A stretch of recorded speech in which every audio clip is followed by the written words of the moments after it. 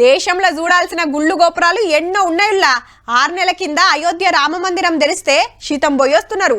తిరుపతి వెంకన్న గుడి కాడ ఎప్పుడు జాతర సాగుతదాయే. ఐతారం వస్తే మన నరసన్న గుట్టకు బగ్గ పోతున్నారు. సోమవారం యమలాడ కిటకిట ఉంటది. మంగళవారం శుక్రవారం అమ్మవారి గుళ్ళకు ఎక్కువ పోతుంటారు. కానీ కొన్ని గుళ్ళు యాత్రలు అట్లా కాదుల్లో ఎప్పుడంటే అప్పుడు పోలేం. అండ్లా గిదొకటి. బండెన్క బండి గట్టినట్టు ఒగలెన్కొగలు గుట్ట మీదికి పోతున్నారు. అమర్నాథ్ గుహల మంచు శివలింగం దర్శనానికే ఇయాల్టికెళ్లే యాత్ర చాలైంది. దేశమంతటికెళ్లి 4600 మంది యాత్రికులు కశ్మీర్ చేరుకున్నారు. ఈడికెళ్లి మీదికి బండ్లు పోవు. 15 కిలోమీటర్లు మొత్తం రాళ్లు రప్పలతోవే.